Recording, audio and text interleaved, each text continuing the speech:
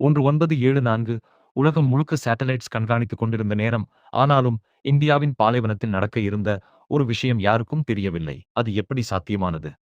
அந்த காலத்தில் central intelligence agency உலகின் மிக சக்தி வாய்ந்த கண்காணிப்பு அமைப்பு. ஒவ்வொரு நாட்டின் ரகசிய நகர்வுகளையும் அவர்கள் கண்காணித்துக் கொண்டிருந்தார்கள். ஆனால் ராஜஸ்தானின் போக்ரான் பாலைவனத்தில் பாபா அட்டாமிக் ரிசர்ச் சென்டர் விஞ்ஞானிகள் ஒரு மிக ரகசிய நியூக்ளியர் டெஸ்டை தயார் செய்து கொண்டிருந்தார்கள். பகலில் சாதாரண கன்ஸ்ட்ரக்ஷன் மாதிரி, இரவில் மட்டும் அண்டர் கிரவுண்ட் வேலை, டாக்குமெண்ட்ஸ் கூட ஹேண்ட் டு ஹேண்ட் மட்டும்.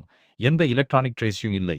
இது ஒரு சாதாரண ஆபரேஷன் இல்ல, ஒரு perfectly plan deception. CIA satellites அந்த பகுதியை பார்த்து கொண்டே இருந்தது. ஆனாலும் முக்கியமான க்ளூஸ் எல்லாம் சம்ஹவ் மறைந்து போயிருந்தது. இது உண்மையிலேயே ஒரு இன்டெலிஜென்ஸ் ஃபெயிலியரா அல்லது யாரோ நினைத்து பார்த்து இக்னோர் செய்த ஒரு ஹிடன் டெசிஷனா? மே 18, 1974 இந்தியா திடீரென்று உலகத்தை அதிர்ச்சியடைய செய்தது. ஸ்மைலி புட்டா நியூக்ளியர் டெஸ்ட் வெற்றிகரமாக நடந்தது. அந்த நாள் உலகம் ஒரு கேள்வியை மட்டும் கேட்டது: இந்தியாவை யாரும் பார்க்கவில்லை அல்லது பார்க்காமல் விட்டார்களா?